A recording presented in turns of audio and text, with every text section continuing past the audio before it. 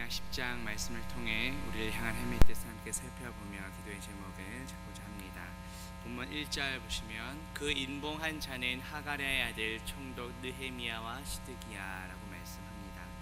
오늘 본문 바로 앞절인 느헤미야 9장 38절부터 이제 이어지는 내용입니다. 백성들의 대표자들이 언약에 인을 치고 그 백성들 모두가 그 언약을 지키겠다고 맹세하는 내용입니다. 당시 포로 귀환 공동체는 자신들의 굳은 결의를 분명히 하기 위해 인을 치는 방법을 행했습니다. 인을 친다는 것은 도장을 찍는 행위와 같습니다. 어떤 문서의 신빙성이나 확실하다는 것을 분명히 하기 위해 일반적으로 행했던 방식입니다. 고대 근동에서 인을 칠 때에는 그 언약을 맺는 대상들이 자신들의 도장을 습기가 찬 진흙에 찍어서 그 새겨진 진흙을 불에 구워 오랫동안 보관할 수 있도록 했습니다. 포로 귀환 공동체는 자신들의 죄를 뉘우치고 다시금 언약을 갱신하며 견고한 언약을 세우고 인을 쳤습니다. 자신들의 범죄에도 불구하고 자비를 베풀어 주신 그 하나님을 신뢰했기 때문입니다. 오늘 본문은 그 언약에 인봉한 사람들 명단이 쭉 기록되어 있습니다. 1절은 정치 지도자, 2절부터 8절은 제사장, 9절부터 13절은 레위인, 14절부터 27절은 백성의 지도자들의 명단이 나옵니다. 고대 근동에서 도장을 찍어 밀봉하는 행위는 특별한 보안을 위해서 혹은 절대로 변함이 없다는 것을 확증하기 위해서 행해졌습니다. 문서 위에 새겨진 이들의 이름이 사라지지 않는 것처럼 이스라엘이 하나님과 맺은 이 언약 역시 불변하다, 변하지 않는다는 것을 나타냅니다.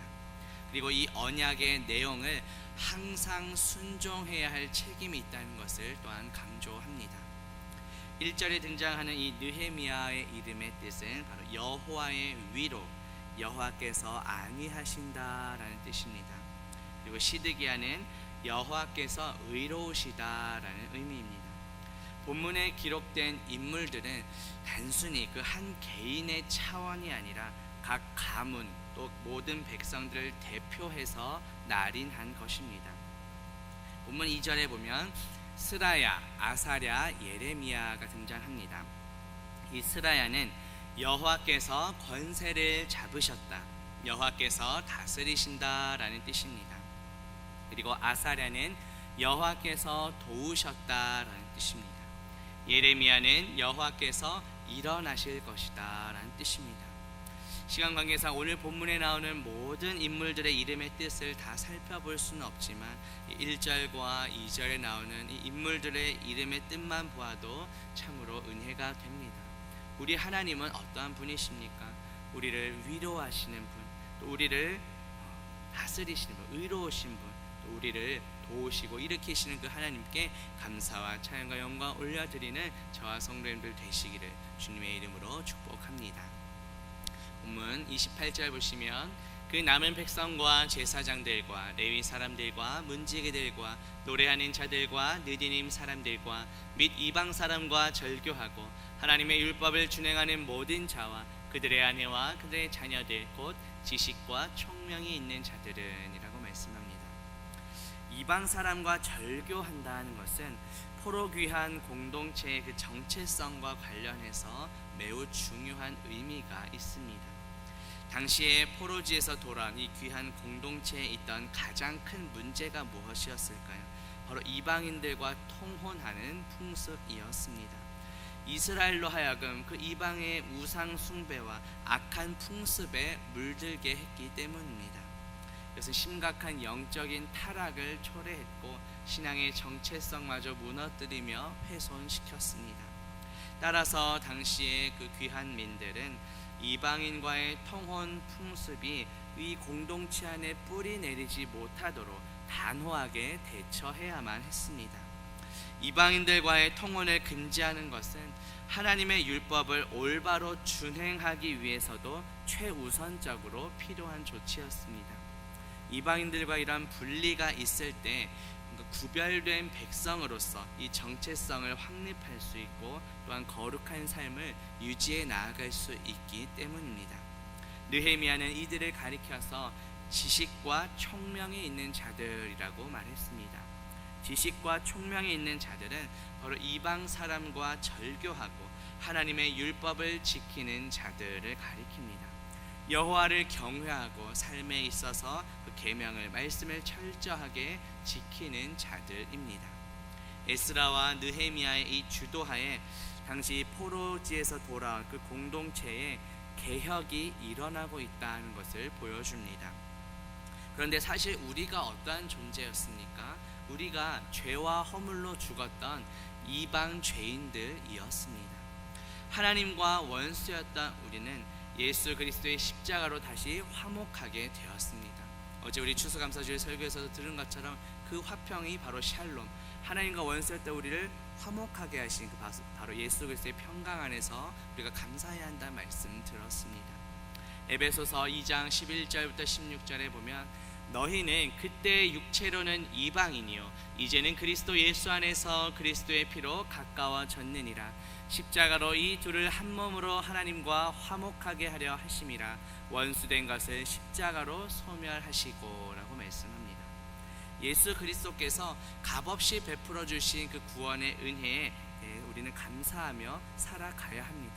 그런데 앞서서 그 언약을 보증하고 인치는 그 장면, 그 명단이 쭉 기록되었는데 마찬가지로 우리에게 베풀어 주신 이 구원의 은혜가 정말 확실하다는 것을 인치시고 보증해 주시는 분이 계십니다.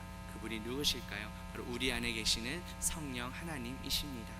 에베소서 1장 13절 14절에 보면 약속의 성령으로 인치심을 받았으니 이는 우리 기업의 보증이 되사라고 말씀합니다.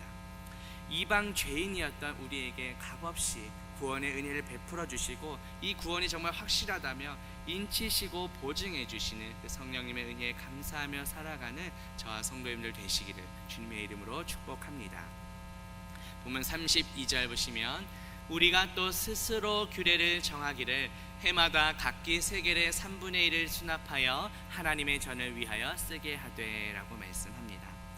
출애굽기 30장 13절에서 14절에 보면 성소의 세겔로 반 세겔을 낼지니 한 세겔은 20게라라. 그 반 세겔을 여호와께 드릴지며 계수 중에 드는 모든 자 곧 20살 이상 된 자가 여호와께 드리되라고 말씀합니다. 출애굽기 본문에 보면 한 20세 이상 된 이스라엘 성인 남자는 생명의 속전으로 반 세겔을 바쳐야 했고 그것은 모두 성전을 위해 사용되었습니다. 한 세겔이 은 11.4g에 해당합니다. 따라서 이 율법 규정대로라면 이스라엘 사람들은 반 세겔, 약 은 5.7g 정도의 은을 매년 드려야 했습니다. 그런데 이 같은 성전세 제도가 이후에도 지속적으로 이어지지는 못했습니다. 이스라엘이 다윗 이후에 신정 국가로 세워지면서 성전 관리를 위한 비용이 다 왕실에서 지출되었습니다.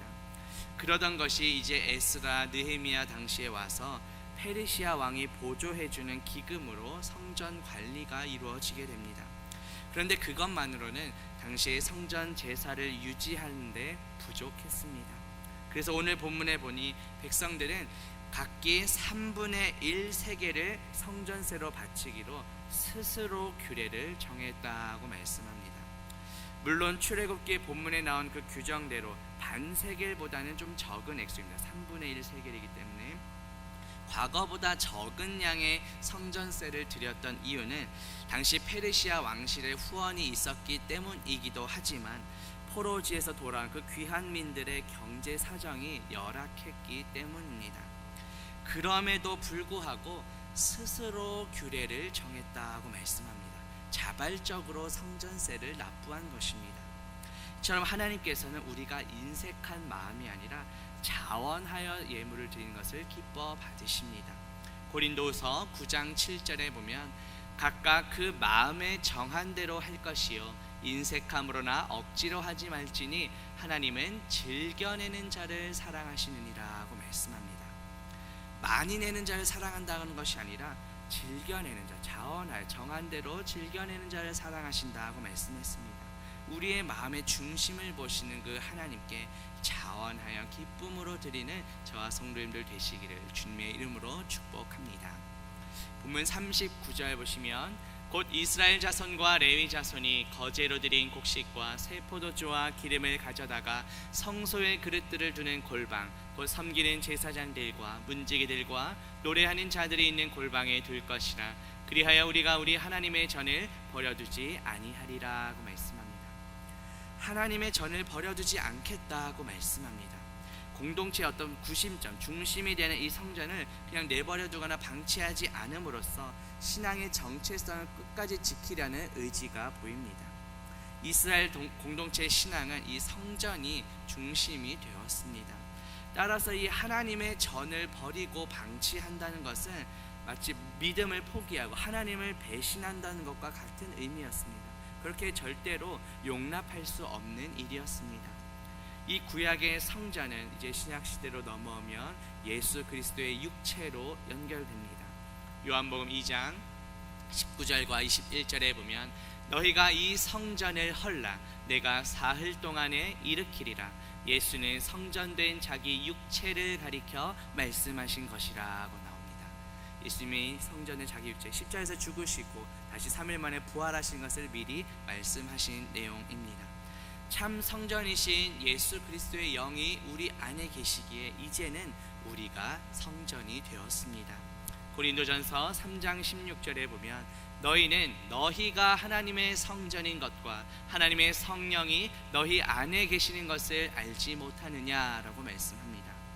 예수 그리스도께서 십자가에서 흘리신 피값으로 우리를 사셨습니다. 그렇기 때문에 이제는 내가 주인된 삶이 아니라 우리를 피값 주고 사신 예수 그리스도께서 주인 되시는 삶을 살아가야 합니다. 고린도전서 6장 19절 20절에 보면 너희 몸은 너희가 하나님께로부터 받은 바 너희 가운데 계신 성령의 전인 줄을 알지 못하느냐. 너희는 너희 자신의 것이 아니라 값으로 산 것이 되었으니 그런즉 너희 몸으로 하나님께 영광을 돌리라고 말씀합니다. 참 성전 되시는 그 예수 그리스도와 날마다 동행하며 거룩하게 구별된 삶으로 하나님께 영광 돌리며 살아가는 저와 성도님들 되시기를 주님의 이름으로 축복합니다. 기도합니다. 하나님 아버지, 오늘 말씀을 통해 이방 죄인이었던 우리에게 값없이 구원을 베풀어 주시고 그 구원이 확실하다며 인치시고 보증해 주신 은혜를 깨닫게 하시니 감사합니다. 값없이 베풀어 주신 구원의 은혜에 감사하며 우리 마음의 중심을 보시는 그 하나님께 자원하는 마음으로 기쁨으로 예물을 드리게 하옵소서. 참 성전 되시는 예수 그리스도와 날마다 동행하며 거룩하게 구별된 삶으로 우리의 몸으로 하나님께 영광 돌리는 우리 모두가 되게 하옵소서. 예수 그리스도의 이름으로 기도합니다. 아멘.